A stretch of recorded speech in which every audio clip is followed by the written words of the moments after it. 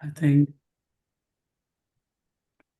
Operation Paris र आपतकालीन योजना यो जेएफसीएसको प्रस्तुति। यस प्रस्तुतिमा देखाइएको जानकारी केही व्यक्तिहरूका लागि चिन्ताजनक वा असजिलो हुन सक्छ। यो जानकारी कुनै कानुनी सल्लाह प्राप्त गर्नका लागि वकिलसँग प्रत्यक्ष कुरा गर्ने प्रक्रियाको सट्टा चाहिँ होइन। तपाईँहरूको व्यक्तिगत प्रश्नहरूका लागि वकिलसँगै कुरा गर्नुहोला। यो प्रस्तुति हामी रेकर्ड गरेका छौँ। यस प्रस्तुतिको अन्त्यमा हामी तपाईहरूलाई सहयोग पुर्याउने स्रोतहरू प्रदान गर्नेछौँ। सुरु गर्नुभन्दा अगाडि तपाईहरू सबैजना जो यहाँ उपस्थित हुनुहुन्छ तपाईहरूलाई अहिले म्युट गरिएको छ र अन्त्यमा गएर तपाईहरूलाई प्रश्न राख्ने समय दिनेछौँ र त्यतिखेर अनम्युट गरेर प्रश्न राख्न सक्नुहुन्छ। यहाँ च्याटमा आफ्नो व्यक्तिगत कुराहरू अथवा नामहरू जोडदारले नराख्नुहोला, यो आफ्नै सुरक्षाको लागि हो। र यो प्रस्तुति चाहिँ एकदमै सामान्य तहको छ, जहाँ चाहिँ हामी तपाईहरूका व्यक्तिगत प्रश्नहरूको क्वेसनको एन्सर दिन सक्दैनौँ। तर त्यस्ता व्यक्तिगत प्रश्नहरू भएमा अन्त्यमा गएर हामी ती प्रश्नहरूलाई के स्रोत उपलब्ध छन् भन्ने जानकारी दिन्छौँ। आज हामी अपरेसन प्यारिस के हो र यसले के गर्दैछ र त्यस पछाडि आपतकालीन योजना भनेको के हो, कसरी बनाइन्छ र के चाहिन्छ यो बनाउन भन्ने सल्लाह दिन्छौँ। र अन्तिममा गएर स्रोतहरू के छन् र आगामी दिनहरूमा यी स्रोतहरू तपाईहरूले कसरी प्रयोग गर्न सक्नुहुन्छ भन्ने जानकारी दिन्छौँ। ट्रम्प प्रशासनले संयुक्त राज्य नागरिकता तथा आप्रवासन सेवा USCISलाई जनवरी 20, 2021 देखि फेब्रुअरी 20, 2025 बीचमा प्रवेश गरेका सबै शरणार्थीहरूको दोस्रो स्तरको समीक्षाहरू तथा अन्तर्वार्ताहरू गर्ने निर्देशन दिएको छ। ट्रम्प प्रशासनले USCISलाई त्यो अवधि जनवरी 20, 2021 देखि फेब्रुअरी 20, 2025 सम्ममा प्रवेश गरेका शरणार्थीहरूको लफुल पर्मनेन्ट रेसिडेन्सीको सबै आवेदनहरू अस्थायी रूपमा रोक्न अनुरोध गरेको छ।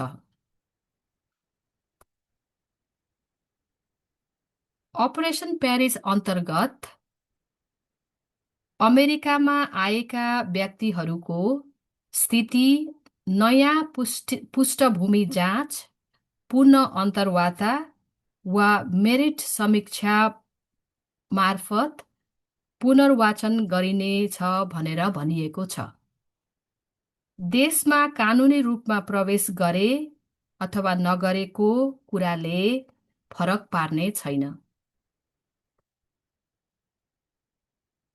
यो अपरेसन प्यारिस भनेको यो प्यारिस भन्ने शब्द पुरा भन्नु पर्दाखेरि post admission refugee verification and integrity strengthening भनिन्छ र यसको मतलब अर्थ चाहिँ के हो भन्दाखेरि चाहिँ अमेरिकामा बसोबास गर्दै आएका आप्रवासी र शरणार्थीहरूको सरकारी तहमै छानबिन गरिनेछ भनिन्छ। तपाईहरूले सुन्नुभएको होला अथवा सुन्नुहुनेछ होला कि कोही व्यक्तिहरूलाई दोस्रो अन्तर्वार्तामा बोलाइयो भनेर, तर अर्को कोही व्यक्तिलाई बोलायो भनेर तपाईँलाई पनि बोलाउँछ भन्ने चाहिँ होइन। आफ्नो आफ्नो व्यक्तिगत मामला हुन्छ र यो कसलाई दोस्रो अन्तर्वार्ता हुन्छ अथवा कसलाई हुँदैन भन्ने चाहिँ हामी भन्न सक्दैनौँ।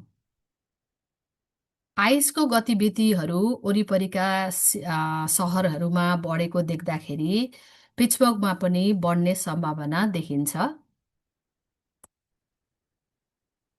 यदि तपाईँलाई आइसले पक्रेको खण्डमा तपाईँको ग्रिन कार्ड भए पनि तपाईँको आ, शरणार्थी अवस्थाको प्रश्नहरू सोध्नेछन् र यदि तपाईँ अङ्ग्रेजी बोल्नुहुन्न भने तपाईँले मेरो भाषामा अन्तर्वार्ता दिन चाहन्छु भन्ने तपाईँको अधिकार छ। यदि तपाईँको वकिल छ भने तपाईँले म वकिल लगाएर कुरा गर्छु भनेर पनि भन्न सक्नुहुन्छ। वकिललाई फोन लगाएर आइससँग तपाईँले कुरा गर्न हुनेछ। र यदि तपाईँलाई यो अन्तर्वार्ता दिन एकदमै उचित लाग्दैन अथवा इच्छा गर्नुहुन्न भने तपाईँले अहिले म यो अन्तर्वार्ता दिन चाहदिनँ भनेर पनि भन्न सक्नुहुन्छ। हालमा हेर्दाखेरि यति धेरै कानुनहरू यी कुराहरू बदलिरहेका छन् जसले गर्दाखेरि चाहिँ तपाईँले म अन्तर्वार्ता दिन चाहदिनँ भन्दाखेरि के हुन्छ भन्ने कुराहरू हामी अहिले भन्न सक्दैनौँ।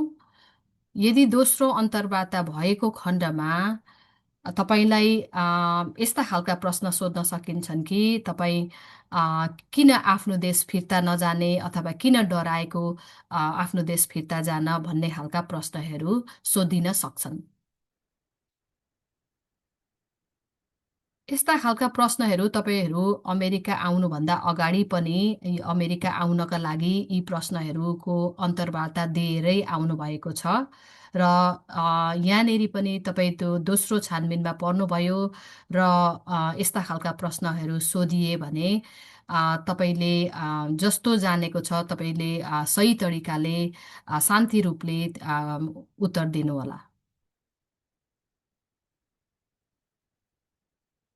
आइसले कस्ता खालका व्यक्तिहरूलाई निशाना गरिराखेको छ भन्दाखेरि चाहिँ छालाको रङ हेरेर बोलाइ लुगा लुवाई र अन्य कारणहरूलाई हेरेर आइसले व्यक्तिहरूलाई निशाना लगाइराखेको छ र तपाईँ आउँदाखेरि शरणार्थी भएर आउनुभयो र तपाईँको ग्रिन कार्ड पनि छ रै पनि तपाईँको छालाको रङले गर्दाखेरि र बोलाइले अथवा अन्य कारणले गर्दाखेरि तपाईँलाई आइसले पक्रन सक्छ।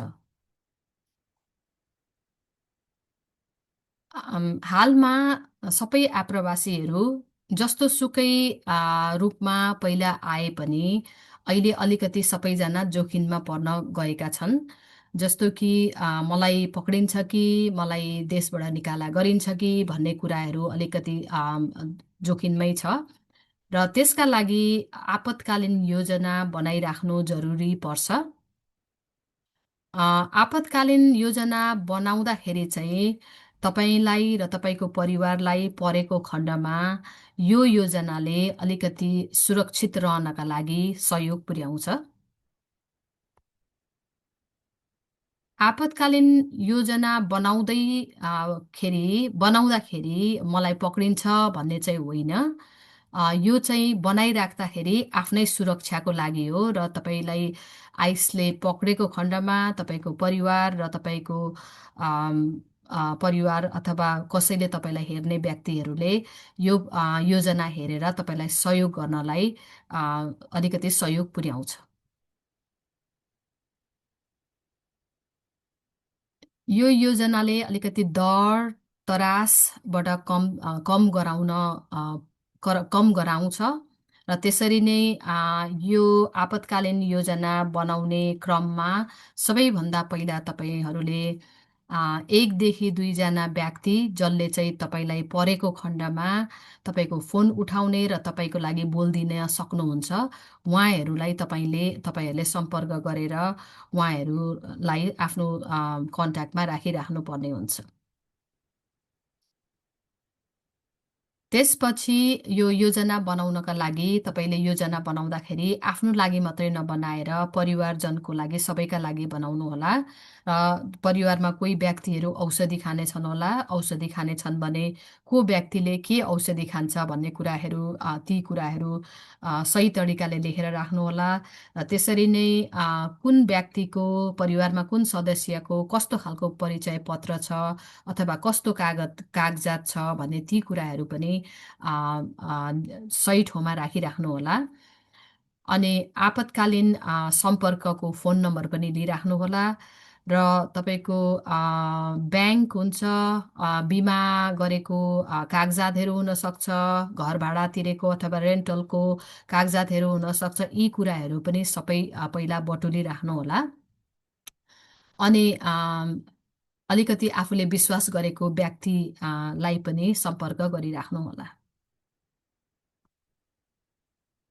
त्यसपछि तपाईँका कागजातहरूको कपी बनाउनु पर्ने हुन्छ र तपाईँले जति पनि तपाईँको ओरिजिनल कपिजहरू छन्, कागजात छन्, तीहरूको कपी बनाएर एउटा फोल्डरमा हालेर कपिजहरू चाहिँ एउटा फोल्डर चाहिँ घरमा राख्ने र अर्को फोल्डरमा ओरिजिनलहरू हालेर घरमै अर्को ठाउँमा राख्ने। त्यसरी नै एउटा कपीको भनौँ न कागजातको कपी चाहिँ तपाईँले बोकेरै हिँड्नुपर्ने हुन्छ।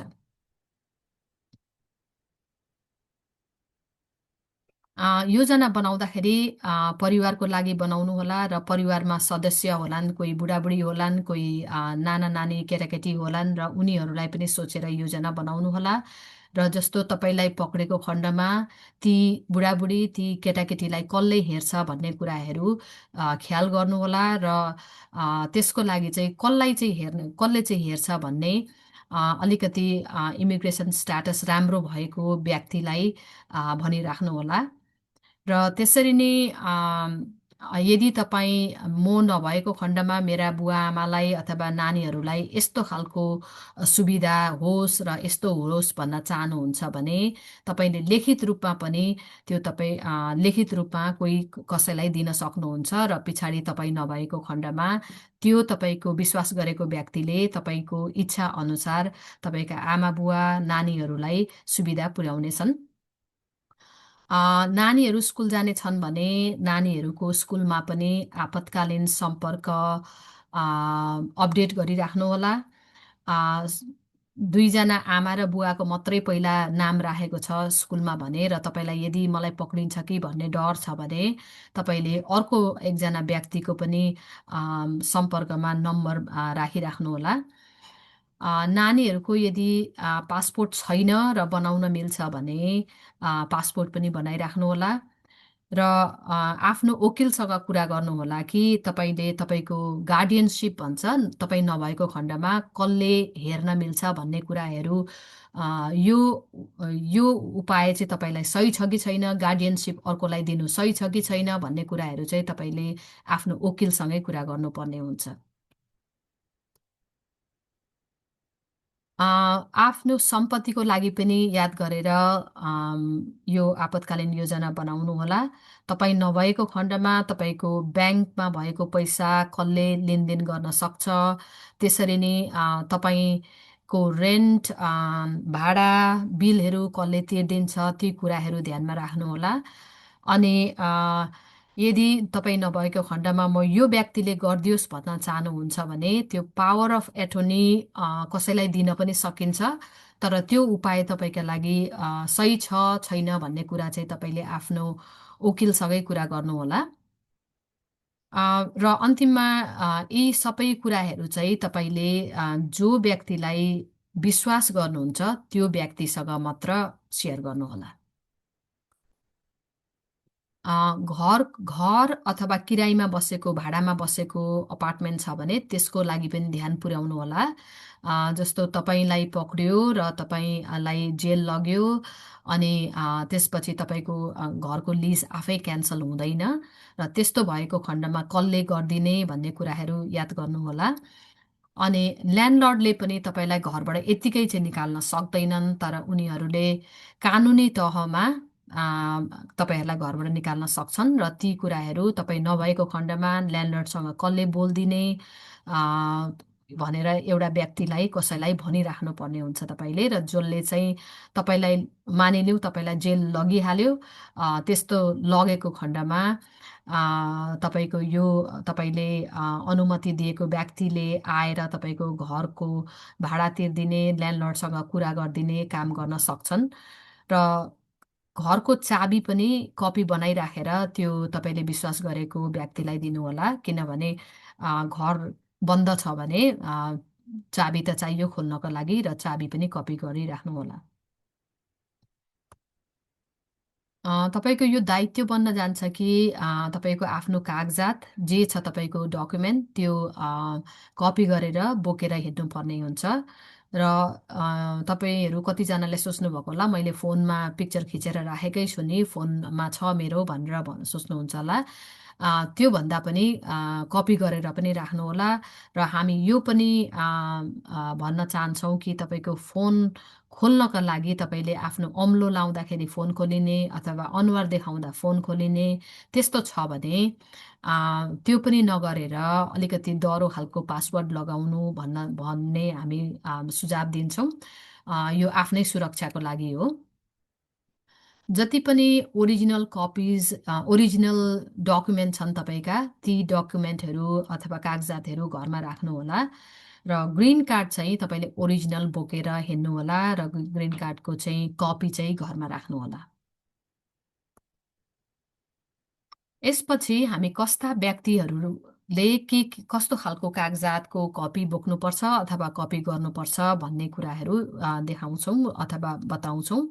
सबैभन्दा पहिला त तपाईँले तपाईँको अमेरिकामा एकदम बकाइदा भ्यालिड इमिग्रेसन स्ट्याटस छ, तपाईँ मान्य आप्रवासन स्थितिमा हुनुहुन्छ, त्यस्तो खालको अवस्था तपाईँको छ भने तपाईँसँग ग्रिन कार्ड हुनु पर्यो र ग्रिन कार्डको कपी गरेको हुनु पर्यो। अथवा तपाईँ यहाँ आएर एसएलएम लिनुभएको छ भने एसएलएम लिएको कागज हुन्छ र त्यो कागज को कपी गर्नु पर्यो। त्यस्तै आउँदाखेरि विद्यार्थी भएर आउनुभएको छ भने विद्यार्थी भिसाको कागज हुनु पर्यो। अनि टेम्पोररी प्रोटेक्टेड स्ट्याटस भन्छ, यो टिपिएस छ तपाईँको भने त्यो पनि डेट नगएको टिपिएस हुनु पर्यो। र कानुनले के भन्छ भने तपाईँहरू हिँड्दाखेरि जहिले पनि लफुल पर्मनेन्ट रेसिडेन्ट कार्ड, जो चाहिँ हामी ग्रिन कार्ड भन्छौँ, त्यो बोकेर हिँड्नुपर्ने हुन्छ, अथवा कुनै पनि कागजात जसले चाहिँ तपाईँको अमेरिकामा बसोबास गर्ने स्ट्याटस देखाउँछ। त्यसपछि अर्को खालको अवस्था हुन्छ जहाँ चाहिँ तपाईँ आउँदाखेरि शरणार्थी भएर आउनुभयो र अहिले पनि शरणार्थी अवस्थामै हुनुहुन्छ। त्यस्तो छ तपाईँको अवस्था भने तपाईँसँग I-94 हुन्छ। I-94को कपी गर्नुहोला। ट्रान्सपोर्टेसन बोर्डिङ लेटर भन्छ, यो आउँदाखेरि दिएको एउटा चिठी हुन्छ र त्यो चिठीले पनि काम गर्छ, त्यो पनि कपी गरेर राख्नुहोला। त्यसरी नै एम्प्लोइमेन्ट अथराइजेसन कार्ड अर्को जो चाहिँ हुन्छ काम गर्ने पर्मिट, त्यो पनि कपी गरेर राख्नुहोला। अर्को खालको अवस्था हुन्छ जहाँ चाहिँ तपाईँ आउँदाखेरि शरणार्थी भएर आउनुभयो र तपाईँले ग्रिन कार्ड अहिले एप्लाई गर्नुभएको छ तर ग्रिन कार्ड आइपुगेको छैन। त्यस्तो खालको अवस्था यदि तपाईँको छ भने तपाईँले ग्रिन कार्डको फारम भरेको, एप्लिकेसन गरेको रिसिट हुन्छ, उताबाट हामीले पायौँ भनेर पठाएको रिसिट हुन्छ। त्यो रिसिटको नाम पनि छ I-797C रिसिट नोटिस भन्छ त्यसलाई। र त्यो कागजको कपी बनाइराख्नुहोला र त्यो कागजको कपी बोकेर हिँड्नुहोला। र तपाईँलाई यदि कानुनी तहमा कोही वकिलहरूले सहयोग गरिरहेको छ भने वकिलले तपाईँलाई सही गरेर कागज दिएको छ भने त्यो कागज पनि बोकेर हिँड्दाखेरि हुन्छ। अर्को खालको अवस्था हुन्छ जहाँ चाहिँ तपाईँको भ्यालिड इमिग्रेसन स्ट्याटस छैन तर तपाईँले चाहिँ अहिले फारम भर्नुभएको छ अथवा एप्लाई गर्नुभएको छ र त्यो तपाईँको केस चाहिँ अहिले ओपन छ भने चाहिँ तपाईँको अहिले हुँदै गरेको कागजपत्रको कपी गरेर बोक्नु पर्यो र त्यो देखाउनु पर्यो। त्यसरी नै कोर्टमा अहिले केस भइरहेछ भने त्यसको कागज हुन्छ, त्यसले पनि काम गर्छ।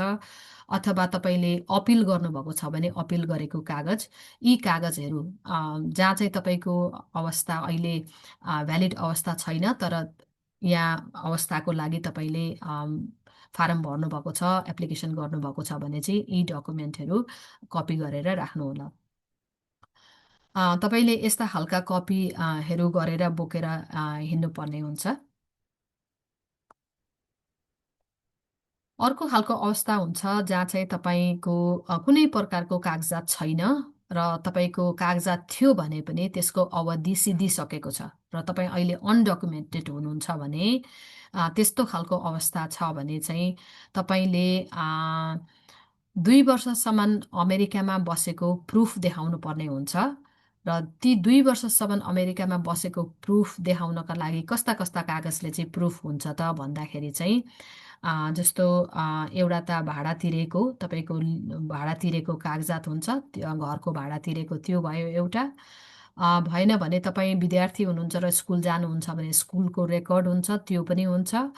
अथवा चर्चमा आबद्ध हुनुहुन्छ भने चर्चले दिएको कागज।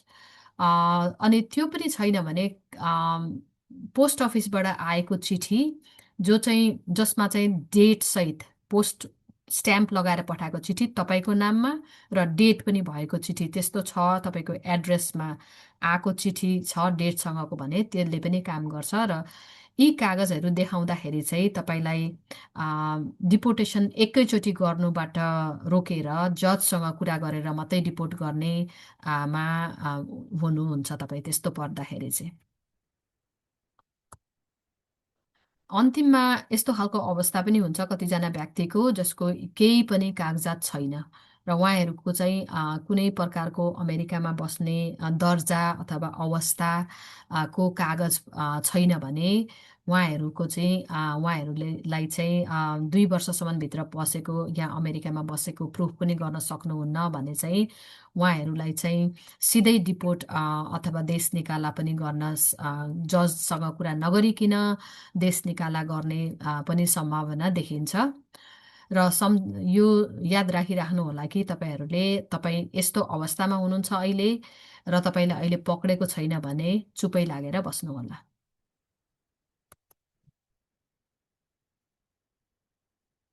आइसको गतिविधि अलि तलमाथि भएको अथवा बढेको देख्दाखेरि हामी सबै अहिले अलिकति जोखिममा पर्न जान्छौँ र हामी सबैजना सतर्क भएर प्रिपेयर भएरै बस्नुपर्ने हुन्छ। तपाईँ नागरिक भए पनि अथवा नागरिक नभए पनि केही न केही तपाईँका अधिकारहरू हुन्छन् र ती अधिकारहरूलाई प्रयोग गर्न सक्नुहुन्छ। अमेरिकाको संविधानले सबैजनालाई अधिकारहरू दिएको छ। नागरिक भए पनि नागरिक नभए पनि जो पनि अमेरिकामा बसोबास गर्दै आएका छन् उनीहरूलाई केही न केही अधिकारहरू दिएको छ र ती अधिकारमध्ये तपाईँले यो यहाँ देखाइएको रातो कार्डमा कतिवटा अधिकार तपाईँका अधिकारहरू छन् र यो रातो कार्ड अहिले पछाडि पनि भन्छु र रातो कार्डमा भएका अधिकारहरू तपाईँले जानिराख्नु जरुरी पर्छ। जस्तो कि यसमा जटिल के लेखिएको छ भन्दाखेरि तपाईँको जस्तो सुकै अवस्था भए पनि म अहिले मलाई सर्च गर्न चाहदिनँ अथवा म चुप बस्न चाहन्छु, पक्रेकै खण्डमा पनि म अहिले बोल्न चाहदिनँ भन्न सक्नुहुन्छ। अथवा म मेरो वकिलको द्वारा मात्र बोल्न चाहन्छु भनेर भन्न सक्नुहुन्छ।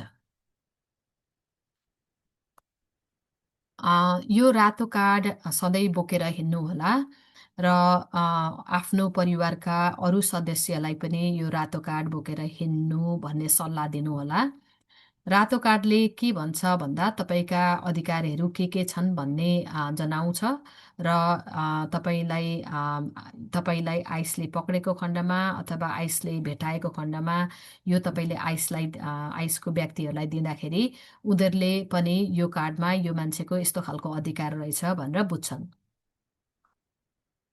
र यो रातो कार्डमा चाहिँ एकपट्टि तपाईँको भाषामा लेखिएको हुन्छ, जस्तो अब नेपालीमा लेखेको हुन्छ र अर्कोपट्टि चाहिँ यो इङ्ग्लिसमा लेखेको हुन्छ र तपाईँले आफ्नो भाषामा पढ्न सक्नुहुन्छ, आइसले इङ्ग्लिसमा पढ्न सक्छन्। र आइसले तपाईँलाई पक्रेको खण्डमा यो कार्ड दिनुहोला र अलिकति एक्स्ट्रा अलिक बढी कार्ड बोकेर हिँड्नुहोला। त्यसरी नै आइसले तपाईँलाई पक्रिनका लागि ल तपाईँको घरमै आयो अरे र घरमा आएर तपाईँको ढोकामा आएर आइसले भित्र आउन खोज्दैछ अथवा ढकढक्याउँदैछ भने तपाईँले ढोका खोल्नु चाहिँ उचित हुँदैन, तर यो रातो कार्ड चाहिँ ढोकाको मुनिबाट अथवा झ्यालबाट आइसलाई दिन सक्नुहुन्छ। अब प्लान बनाउँदाखेरि तपाईँलाई आइसले पक्रियो अरे, अब पक्रियोपछि के गर्ने त भन्ने खालको प्लानमा चाहिँ के गर्न सकिन्छ भने तपाईँले अहिलेसम्म गरेका कुराहरू जुन चाहिँ आपतकालीन योजनामा तपाईँले एउटा फोल्डर बनाउनु भयो, तपाईँका कागजातहरू सबै त्यहाँ डकुमेन्टहरू राख्नुभयो र त्यसमा आपतकालीन सम्पर्कको फोन नम्बरहरू पनि राख्नुभयो, यो एउटा फोल्डर तपाईँको तयारी बन्यो। र त्यसरी नै अर्को चाहिँ तपाईँले जति पनि कपिजहरू गर्नुभयो, त्यसरी नै घरको पनि कपी गरेर चाबीको कपी गरेर त्यो भनौँ न तपाईँको विश्वास गरेको व्यक्तिलाई दिनुभयो र यी सबै कुरा भेला बनाएर राख्नु पर्यो। रातो कार्ड पनि जुन चाहिँ अघि देखाइयो रातो कार्ड, यी रातो कार्डहरू पनि बोकिराख्नु पर्यो। र अर्को चाहिँ यो रेडी नाउ भन्ने एउटा एप छ अहिले, र यो एप पनि डाउनलोड गरिराख्नुहोला। र यो एपले चाहिँ कसरी काम गर्छ भन्दा चाहिँ तपाईँलाई आइसले पक्रेको खण्डमा तपाईँले यो रातो एपको एउटा बटन दबाउन भ्याउनु भयो भने तपाईँका आपतकालीन सम्पर्कमा भएका व्यक्तिहरूको नम्बर जसको राख्नु भएको छ तिनीहरू सबैलाई सूचना जान्छ कि यो व्यक्तिलाई कहाँबाट पक्रियो भनेर, र ती तपाईँका आपतकालीन कन्ट्याक्टहरूले तपाईँको खोजी गर्न र तपाईँलाई सहयोग गर्न सक्छन्। र यो एप डाउनलोड गर्दाखेरि एउटा नम्बर चाहिँ जेएफसिएसको नम्बर, यो आपतकालीन नम्बर हो यो चाहिँ, र यो नम्बर छ 4125145023। यो नम्बर पनि तपाईँले एप डाउनलोड गर्दाखेरि राखिराख्नुहोला, त्यहाँ भरिराख्नुहोला, जसले गर्दा चाहिँ जेएफसिएसले पनि तपाईँलाई पक्रेको सूचना पाउन सक्छ। आइसले पक्रेको खण्डमा अब के गर्ने त तपाईँ भन्दाखेरि, आइसले तपाईँलाई पक्रिहाल्यो भने तपाईँसँग भएको तपाईँको केही कुराहरू जस्तो कि फोन हुन्छ, तपाईँको कागजातहरू हुन्छ, ती सबै आइसले लान सक्छन्। र त्यसरी आइसले लगे भने तपाईँले एक दुईजना व्यक्तिको नम्बर र कतिवटा कुराहरू चाहिँ दिमागमा पनि अलिकति लिइराख्नुपर्ने हुन्छ, मेमोराइज गरेर दिमागमा राख्न सक्नुपर्ने हुन्छ, जसले गर्दा तपाईँको फोन लगिहाल्यो भने पनि तपाईँले कसै न कसैलाई सम्पर्क गर्न सक्नुहुन्छ। आइसले तपाईँलाई पक्रेको खण्डमा तपाईँ र तपाईँको परिवारलाई एकै ठाउँमा लान्छ अथवा लाँदैन भन्न सकिँदैन। तपाईँको परिवारै लग्यो भने पनि तपाईँलाई एक ठाउँमा र तपाईँको परिवारको अरू सदस्यलाई अर्को ठाउँमा राख्न सक्छन् र एउटा ठाउँबाट अर्को ठाउँमा सार्न पनि सक्छन्। र आइसले तपाईँलाई तपाईँ बसेको जुन राज्यमा बस्नुहुन्छ त्यो राज्यभन्दा अलिकति धेरै टाढा अर्को ठाउँमा पनि लान पनि सक्छ, र यो कुरा पनि जानकारी राखिराख्नुहोला। तपाईँको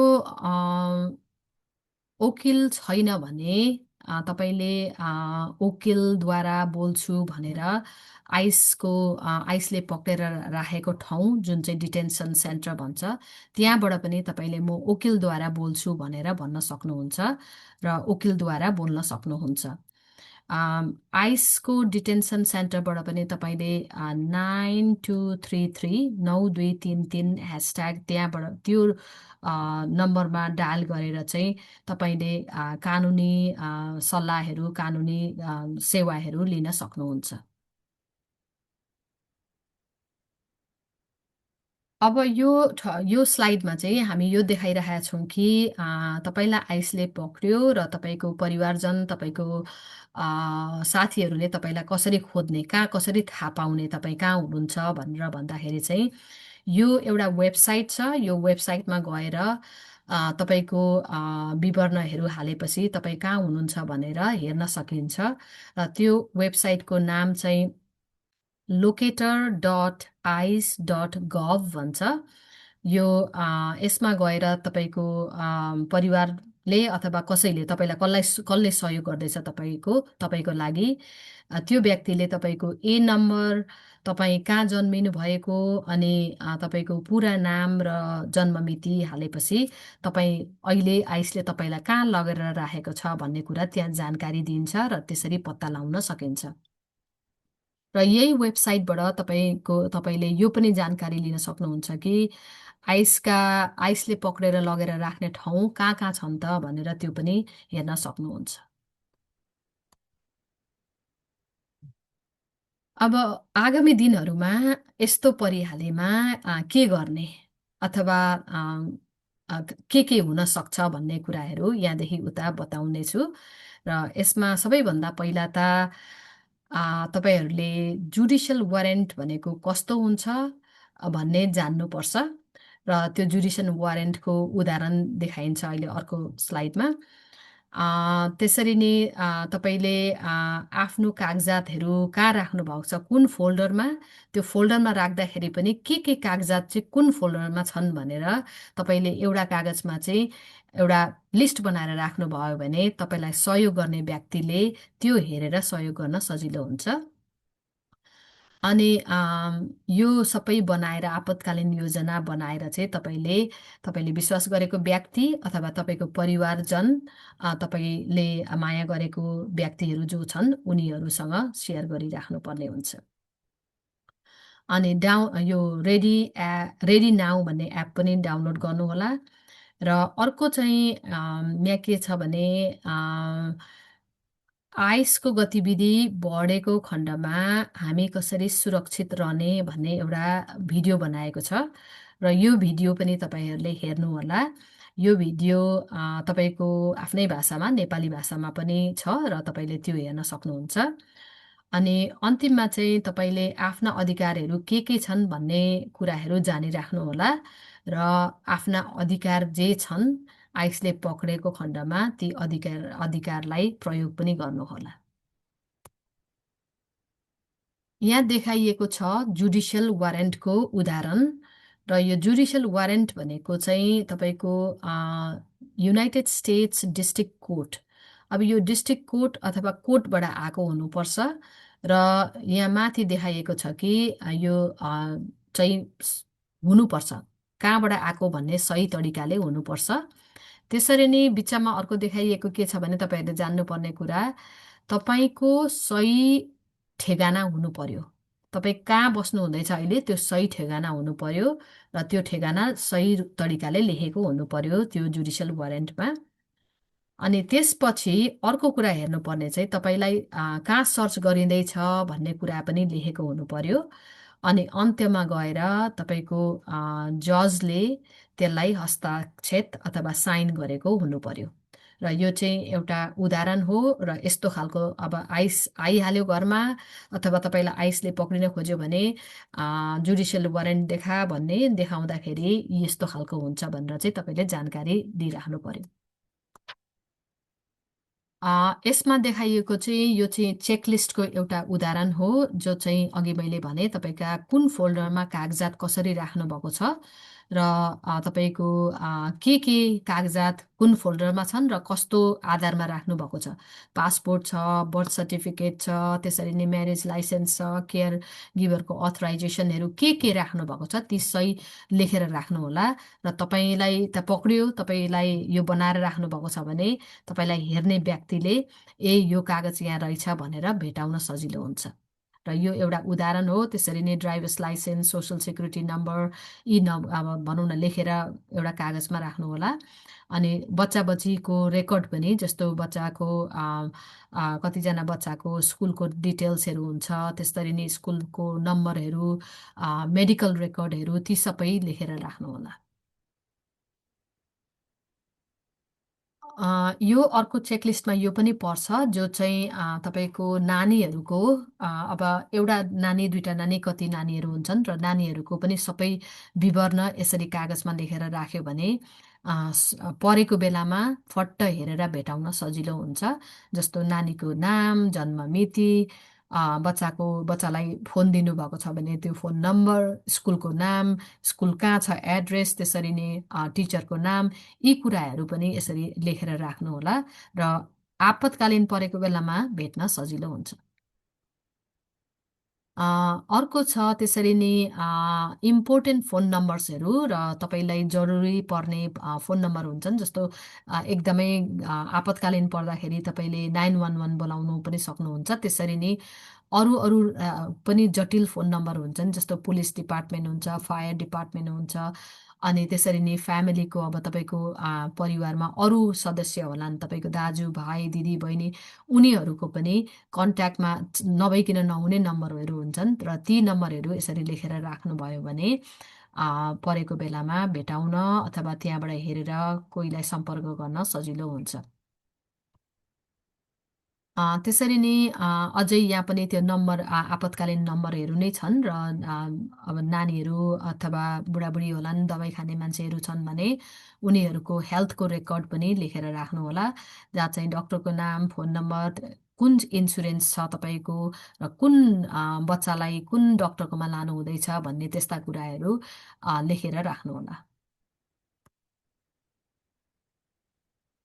अब यो पन्नामा चाहिँ के देखाइएको छ भन्दाखेरि यो रेडी नाउ भन्ने एप कसरी डाउनलोड गर्ने र यसले कसरी काम गर्छ भन्ने कुरा देखाइएको छ। र यसलाई डाउनलोड गर्नका लागि चाहिँ तपाईँले यहाँ दिएको यो क्युआर कोडबाट पनि गर्न सक्नुहुन्छ। यसलाई क्युआर कोडलाई स्क्यान गरेर त्यसको मार्फत पनि डाउनलोड गर्न सक्नुहुन्छ, अथवा तपाईँ सिधै एप स्टोरमा गएर रेडी नाउ लेखेर यो एपको नक्सा देखेपछि त्यसलाई डाउनलोड पनि गर्न सक्नुहुन्छ। र यो डाउनलोड गर्दाखेरि यसले कसरी काम गर्छ भन्दाखेरि यो डाउनलोड गर्दाखेरि तपाईँले यसमा धेरै कुराहरू भर्नुपर्ने हुन्छ। तपाईँको आपतकालीन सम्पर्क, त्यसरी नै आपतकालीन अरू परेका नम्बरहरू, वकिलको नम्बरहरू, यस्ताहरू भर्नुपर्ने हुन्छ। र यो भरेपछि तपाईँलाई आइसले पक्रेको खण्डमा यो बटन थिच्न भ्याउनु भयो भने ती तपाईँका सम्पर्कहरू सबैलाई थाहा हुन्छ कि तपाईँलाई पक्रेछ र कसरी सहयोग गर्ने भनेर उहाँहरूले सहयोग गर्न सक्नुहुन्छ। यो पन्नामा चाहिँ तपाईँका अधिकारहरू के छन् भन्ने देखाइएको छ र तपाईँ किरायमा बस्नुहुन्छ भने तपाईँका घरबेटीले के गर्न सक्छन्, के गर्न सक्दैनन् भन्ने कुराहरू तपाईँका घरबेटीका अधिकारका कुराहरू लेखिएको छ। जस्तो कि देब्रेपट्टि यहाँनिर लेखिएको छ कि घरबेटीले तपाईँलाई यत्तिकै जबरजस्ती घरबाट निकाल्न सक्दैनन्। कानुनी तहमा उनीहरूले मात्र निकाल्न सक्छन् र तपाईँले पनि सही तरिकाले भाडा तिरिरहनु पर्यो। भाडा नतिरेको खण्डमा उनीहरूले जस्तो कि कोर्टलाई भन्छन् र कोर्टबाट इभिक्सन नोटिस ल्याएर मात्र तपाईँहरूलाई निकाल्न सक्छन् भन्ने कुराहरू यो पन्नामा जानकारी दिएको छ। यो पनि तपाईँहरूले जानकारी लिइराख्नुहोला। यो अघि भनेको भिडियो जुन चाहिँ आपत जस्तो कि आइसको गतिविधि बढेको खण्डमा आफू कसरी सुरक्षित रहने भन्ने भिडियो हो यो। र यो भिडियो चाहिँ तपाईँहरूले हेर्न सक्नुहुन्छ। जुइस फ्यामिलीको वेबसाइटमा गएर पनि हेर्न सक्नुहुन्छ र यो भिडियो तपाईँहरूलाई हामी उपलब्ध पनि गराउन सक्छौँ। यहाँ त्यही भिडियो अरू अरू भाषामा पनि छ र तपाईँले इङ्ग्लिसमा पनि हेर्न सक्नुहुन्छ, नेपालीमा पनि हेर्न सक्नुहुन्छ। तपाईँको भाषा के हो त्यही आधारमा हेर्न सक्नुहुन्छ। अब स्रोतहरू के छन् अथवा स्रोतहरूलाई हामी कसरी प्रयोग गर्न सक्छौँ भन्ने यहाँदेखि उता कुरा गर्छौँ। तपाईँलाई आइसले जहाँ पनि पक्रिन सक्छ, जस्तो कि तपाईँलाई पब्लिक प्लेस भनेको सार्वजनिक प्लेसमा पनि पक्रिन सक्छ।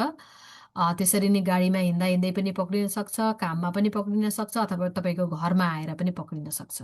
र यस्तो भएको खण्डमा कुन ठाउँमा पक्रिँदा के गर्ने भन्ने स्रोतहरू चाहिँ हामी यो अर्को पन्नामा देखाउँछौँ।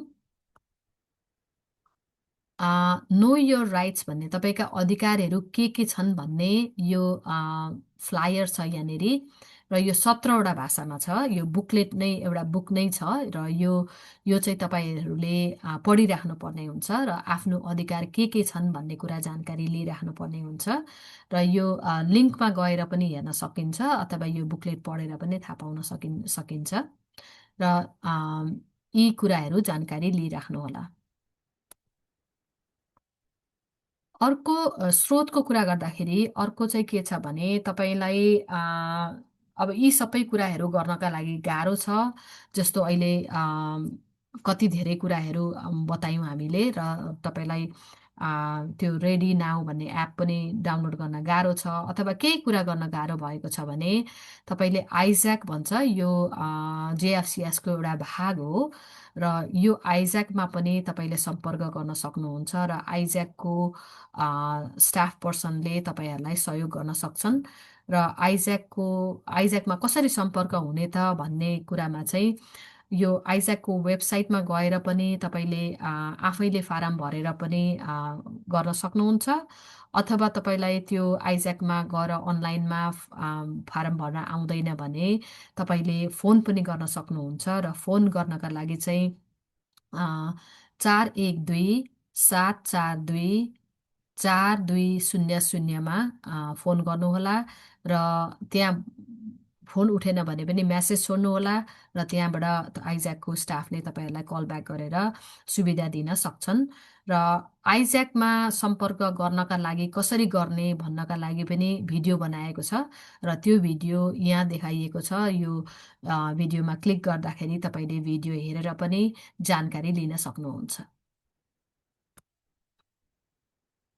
यो आइज्याकमा सम्पर्क गर्ने कसरी गर्ने अथवा कसरी गर्न सकिन्छ भन्ने भिडियो पनि धेरैवटा भाषामा छन् र तपाईँको यदि नेपाली भाषामा छ भने नेपाली भाषामै पनि हेर्न सक्नुहुन्छ। त्यस पछाडि चाहिँ अर्को स्रोत भनेको के छ भने तपाईँका नानीहरू भनेर एकदमै साना साना बच्चाहरू होइन, किशोर किशोरी युवा युवतीहरूलाई पनि उहाँहरूलाई पनि कोही विशेषज्ञसँग आफ्नो मनको कुराहरू राख्न मन छ अथवा त्यस्तो खालको भावनाहरू प्रकट गर्न मन छ भने यो अर्को जेएफसिएसको अर्को भाग हो जसले चाहिँ युवा युवती सम्बन्धी काम गर्छ यो डिपार्टमेन्टले र यसको नाम चाहिँ अपस्ट्रिट हो।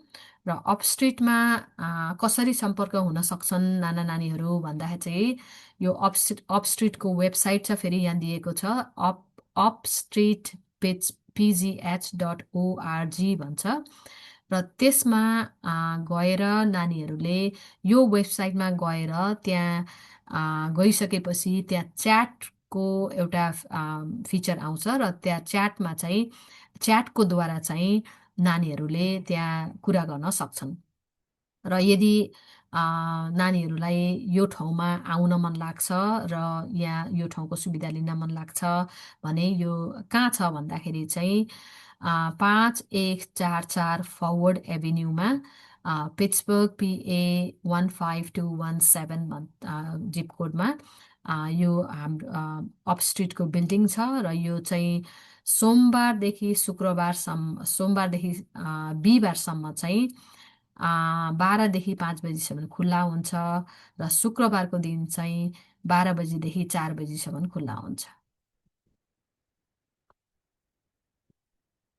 अर्को स्रोत भनेको रिजल्भ क्राइसिस भन्ने यो एलिगेनी काउन्टीको मानसिक वेलनेस को लागि यो एउटा स्रोत हो जो चाहिँ यसमा चाहिँ नाना नानीहरूदेखि लिएर बुढाबुढीसम्मका मान्छेलाई साह्रो गाह्रो परेको खण्डमा यो संस्थाले सहयोग गर्न सक्छ र यसको चाहिँ सर्भिसहरू कसले पनि लिन सक्छन्। जसलाई साह्रो परेको छ, जसलाई भनौँ न मानसिक तहमा अलिकति गाह्रो परेको छ, उहाँहरूले सुविधा लिन सक्छन् एलिगेनी काउन्टीमा बस्ने कुनै पनि महानुभावहरूले।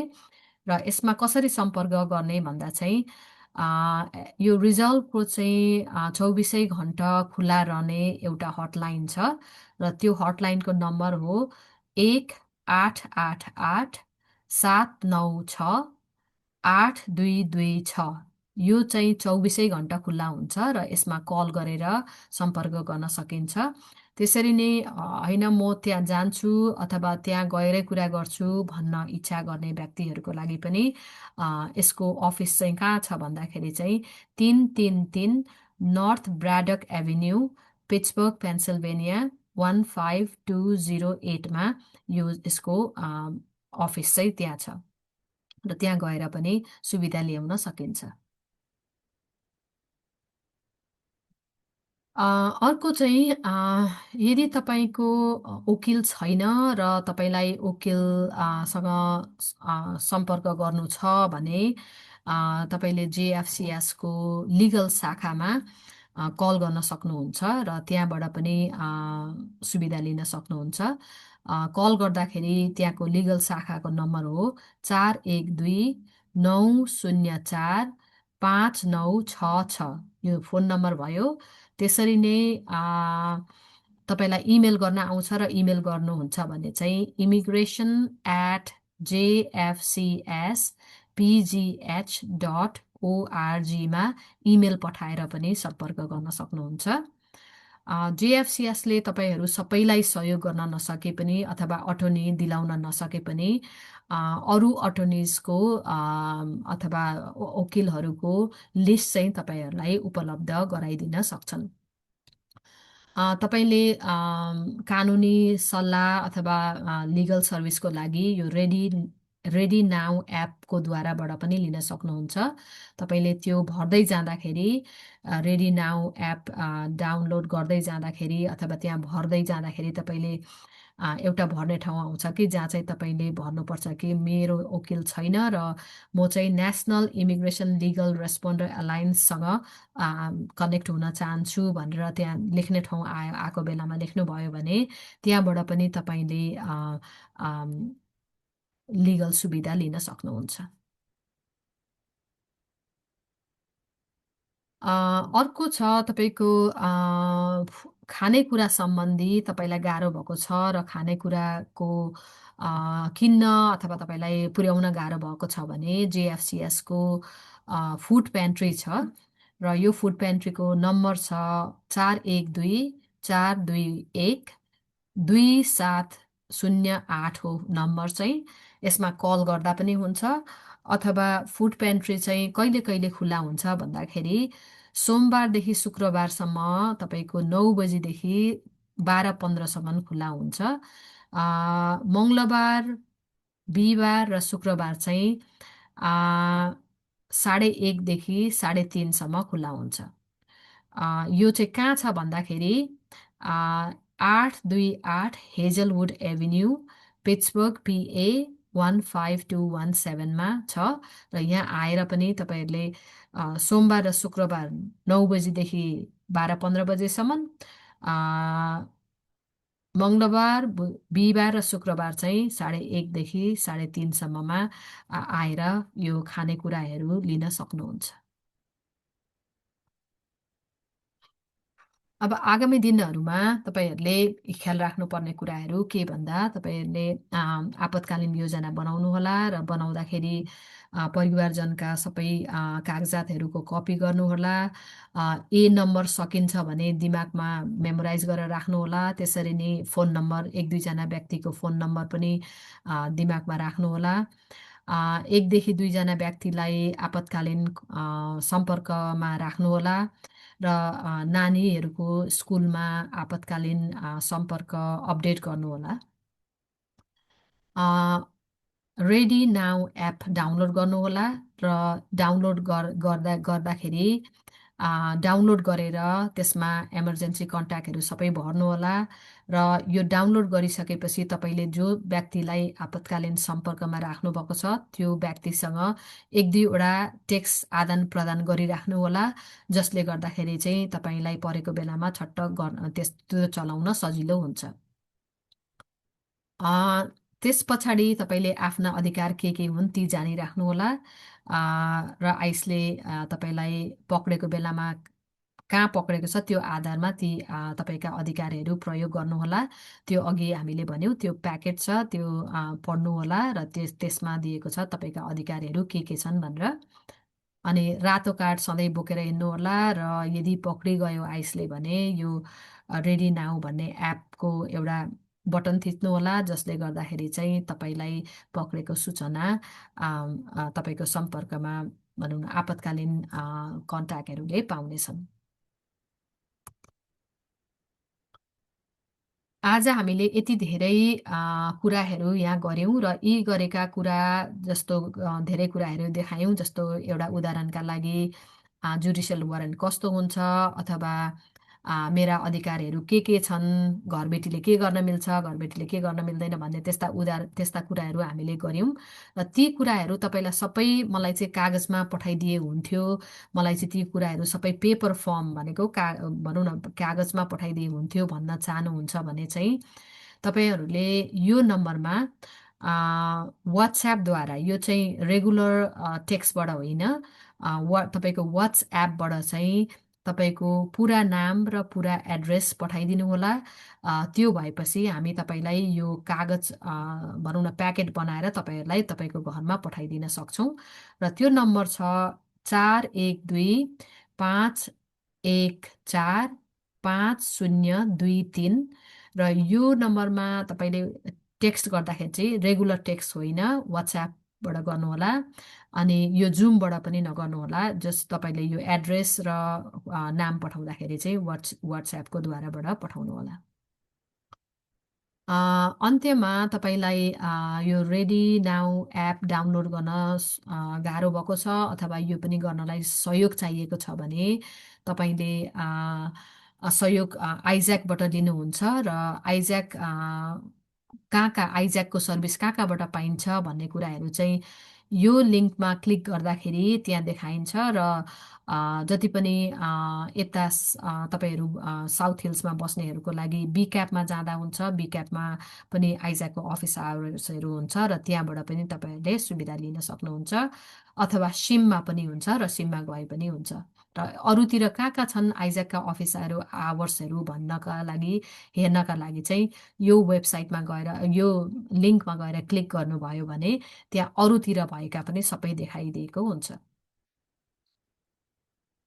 र अब हामी अन्त्यमा आएका छौँ, र म अब अनम्युट भनौँ न यो रेकर्डिङ स्टप गर्छु र अनम्युट गर्छु।